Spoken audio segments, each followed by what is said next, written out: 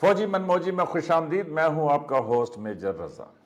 DGISPR lieutenant general Ahmad शरीफ चौधरी ने बड़ी दबंग किस्म का इंटरव्यू दिया है द इकोनॉमिस्ट को, और उस इंटरव्यू में उन्होंने इंडिया को दो टोक वार्निंग दी है।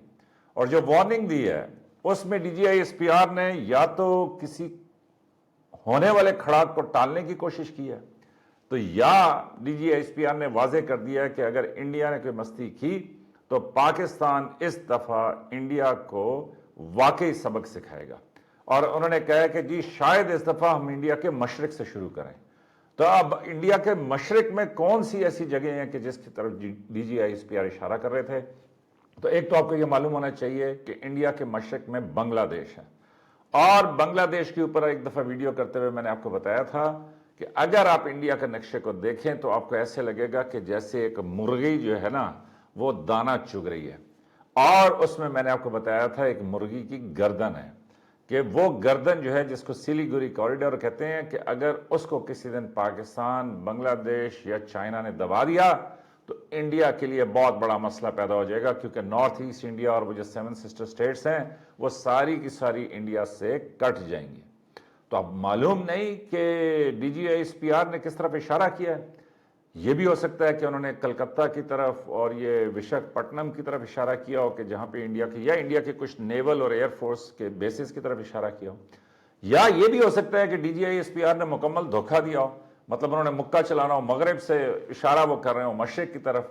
तो मेरे ख्याल में कि कोई भी वजह हो सकती है कि किसी भी सूरत में DGISPR जो है कुछ ना कुछ पोजिशनिंग, कुछ ना कुछ पैगाम जो है वो इंडिया को देने की कोशिश कर रहे थे। और इतना दो ठोक और वाज़े पैगाम जो है बड़ा हैरान कुन है। वो इसलिए कि इंडिया में डीप स्ट्राइक्स अगर करनी होंगी तो फिर पाकिस्तान को अपने ऐसे मिसाइल इस्तेमाल करने पड़ेंगे कि जो कम से कम 2 से 2,500 किलोमीटर की रेंज तक इंडिया के ऊपर अटैक कर सकें।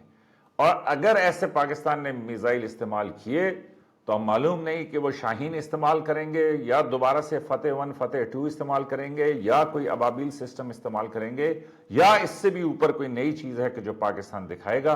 लेकिन जो भी सूरत हाल हो उसमें DGISPR लेफ्टिनेंट जनरल अहमद शरीफ चौधरी का इतना वाज़े पैगाम जो है वो उस पर हम सबको जो है नोटिस लेना होगा। वो इसलिए कि इंडिया की ये जो एक खफगी है, या ये जो इंडिया को शर्मिंदगी हुई कि जो उसने अटैक किया पाकिस्तान के ऊपर पहलगाम के बाद ऑपरेशन सिंदूर के नाम पे, और इसी तरीके से जो फिर मार्का हक हुआ और फिर इंडिया की जो सुबकी हुई, तो ऐसे में ये ज़रूर इंटेलिजेंस रिपोर्ट्स हैं और थोड़ा सा सिक्योरिटी असेसमेंट है कि जिसमें पाकिस्तान ये समझता है कि शायद इंडिया दोबारा किसी मिस एडवेंचर को करने की कोशिश करे। और उसके बाद एक और फैक्टर भी है, और एक और फैक्टर यह है कि इंडिया की अपनी पार्लियामेंट के अंदर इंडिया जो है वहां पे उसकी जो अपोजिशन के रहनुमा हैं या दीगर लोग हैं वो इंडिया को जो है बड़ी तनकीद का निशाना बना रहे हैं, स्पेशली उनकी हुकूमत को, कि वो ये कहते हैं कि जी आप इतने दावे, इतनी सारी बातें सब कुछ कर रहे थे, कम से कम सच तो बता दो ना, हकीकत तो बता दो। लेकिन इंडिया की जो हुकूमत है वो मुसलसल डिनायल मोड में है। और दूसरी तरफ अमेरिका के साथ जो इंडिया के मामला चल रहे हैं वो भी आपने देखे हैं, उसमें भी इंडिया को बड़ी सुबकी का सामना करना पड़ा है। इंडिया के साथ कोई मुल्क खड़ा नहीं हुआ जब से ये ऑपरेशन सिंदूर हुआ। पहलगाम के ऊपर लोगों ने दहशतगर्दी की तो मजम्मत की, लेकिन पाकिस्तान का नाम लेने से इनकार किया। और पे दर पे सुबकी के बाद और फिर इंटरनल इंडिया की गवर्नमेंट के ऊपर जो प्रेशर बन रहा है उसमें ये एक खदशा पैदा होता है कि जिस तरह की ये हुकूमत है और जिस तरह का इनका एक माइंड सेट है कि जिसमें वो ये समझते हैं कि किसी, देखिए ना, उनकी अब लोग कहेंगे कि यार आप खामखा एक इंडिया की हुकूमत को इस तरीके से कह रहे हैं, लेकिन अगर आप उनकी हुकूमत का और वो जो इतने मतलब ज़बरदस्त ज़ीरक और समझदार बनने की कोशिश करते हैं, और जिस तरह मैं रोज़ आपको पता है कि इंडियन गेस्ट के साथ प्रोग्राम कर रहा होता हूँ तो उसमें बार बार कहते हैं मेरे साहब आप जो है वो डिनाइल, हालांकि देखिए उनकी कितनी सादगी है या कितनी अयारी है कि वो ये कहते हैं कि जी हमने आप पे मिसाइल मार दिए थे पहलगाम के बाद, तो बस इतना मसला खत्म कर देते ना। और यही वजह थी कि फिर इनके प्राइम मिनिस्टर जो हैं वो एक स्टेज पे कहते हैं कि जनाब हमने तो मिसाइल मारे, आपने वापस हम पे हमला कर दिया, कि एज इफ कि उनको था ही नहीं कि पाकिस्तान इसके ऊपर रिटेलिएट करेगा। بھئی دیکھیں نا، آپ جو بھی کہیں، آپ کہیں کہ جی ان لوگوں نے دہشت گردی کی ہے، وہ سب ایک الزام ہے نا. جب تک وہ عدالت میں جا کے ثابت نہیں ہوتا، جب تک کہ اس کے اوپر کوئی ایویڈنس پروف پیش نہیں کیا جاتا، پھر اگر پاکستان کے لوگوں پہ آپ الزام لگا رہے ہیں تو پھر پاکستان کی عدالتوں نے اس کو دیکھنا ہے نا، یا کم از کم کسی لیول پہ آپ نے کسی سے رابطہ تو کرنا ہے. لیکن اس سب کا کچھ نہیں ہے. آپ نے پاکستان پہ میزائل مار دیے، آپ نے کہا کہ جی ہم نے 9 جگہوں کے نشانہ بنایا، اس میں سیولینز مطلب بچے، عورتیں، پھر مسجدیں شہید ہوئیں، اور آپ ایکسپیکٹ کر رہے ہیں کہ پاکستان آپ پہ حملہ نہیں کرے گا. تو یہ بڑی سادگی تھی. لیکن اب اس سادگی کے اوپر اس سے بڑی سادگی یہ ہے کہ ان کے وزیر اعظم جو ہے کہیں کہ جی آپ نے ہم پہ حملہ ہی کر دیا. اور اب اس کے بعد یہ جو رپورٹس آ رہی ہیں کہ جی شاید انڈیا جو ہے وہ دوبارہ پاکستان کے اوپر حملہ کرے. کچھ لوگ یہ کہتے ہیں کہ جی اگست کا مہینہ ہے، کچھ لوگ کہتے ہیں جی سپتمبر ہے، کچھ لوگ کہتے ہیں کہ جی اکتوبر ہے. لیکن جو بھی مہینہ ہے یا جو بھی سازش یا پلان ہے، اس میں بہرحال یہ انڈیا کی طرف سے تیسری دفعہ ہوگا.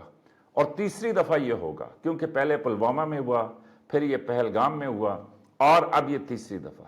تو ایسے میں پھر پاکستان کیا کرے یا پاکستان کے لوگ کیا کریں؟ وہ تو پھر حق بجانے میں نا. پھر مجھ سے ہندو پوچھتے ہیں، ہندوستانی اور ہندو دوست پوچھتے ہیں کہ جناب میرے صاحب بتائیں کہ کیا ہندو بھائی نہیں ہیں؟ تو مجھے بتائیں کہ پھر کیسے بھائی آپ کہہ سکتے ہیں، کیسے آپ امن کی بات کر سکتے ہیں؟ تو مطلب اگر آپ کے ساتھ سلیقے سے بات کی جائے تو آپ حملہ کریں گے، اور اگر آپ کو واپس جو ہے وہ حملہ کر کے آپ کے جہاز گرا کے آپ کو ایک تھوڑا سبق سکھایا جائے تو آپ کہیں گے کہ جناب کیا ہندو بھائی نہیں ہیں؟ تو میرے حساب سے ایک طرف ہمیں چلنا چاہیے.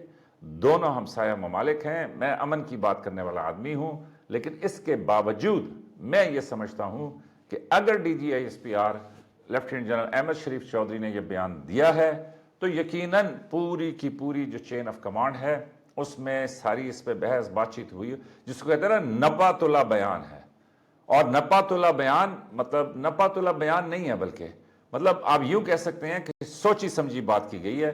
لیکن اس میں جس صاف طریقے سے یہ بتایا گیا ہے کہ جی ہم مشرق سے شروع کریں گے، حالانکہ میرا نہیں خیال کہ مشرق یا مغرب کا مسئلہ ہے، لیکن میرا خیال میں کہ جو وارننگ دی گئی ہے یہ بڑی سیریس ہے، اور ہم سب کو اس کے اوپر جو ہے وہ محتاط رہنا ہوگا، ہر چیز کو دیکھنا ہوگا تاکہ کوئی ایسی صورتحال ڈیولپ نہ ہو کہ جس سے دونوں ملک جو ہیں وہ ان کی امن اور سلامتی جو ہے وہ خطرے میں پڑے. Anyways D G I S P R کا یہ بیان تھا، میں نے کہا میں آپ کے ساتھ شیئر کر دوں. اور اس کے ساتھ میں ایک اور خبر شیئر کرنا چاہتا تھا، وہ یہ کہ ایک آفیسر اور 2 جوان جو ہیں وہ شہید ہو گئے. میجر محمد رضوان طاہر 31 سال ان کی عمر تھی، نارووال کے رہنے والے تھے. اس کے ساتھ نائک ابن امین، اور اس کی بھی عمر 37 سال تھی، سوابی کا رہنے والا تھا. اور ساتھ لانس نائک محمد یونس، عمر 33 سال، یہ کرک کے رہنے والے تھے. اور یہ مستونگ میں ان کی شہادت ہوئی. اور یہ جو ہے یہ جو فتنۃ الہندوستان ہے کہ جو یہ جو بیوقوف قسم کے لوگ ہیں کہ جن کے سپانسرز جو ہیں وہ انڈیا میں بیٹھے ہوئے ہیں، وہ یہ جو پاکستان کے اندر ایک پروکسی وار اور پاکستان میں ایک پاکستان کی ریاست کو کمزور کرنے کی جو کوشش کر رہے ہیں، تو اس میں یہ حملہ تھا. اور یہ جو ہے فتنۃ الہندوستان کی کارروائی میں مستونگ میں یہ آفیسر اور ان کے ساتھ یہ 2 جوان جو ہیں یہ شہید ہوئے. اللہ تعالیٰ ان کی مغفرت کرے. یہ جب بھی میں شہادتیں دیکھتا ہوں تو میرا دل بڑا خفا ہوتا ہے. ینگ آفیسر، ینگ یہ جو ہیں فوجی شہید جب ہوں تو ان کے بچے، فیملیز بالکل وہ ینگ ہوتی ہیں، بچے بھی ان کے چھوٹے ہوں گے.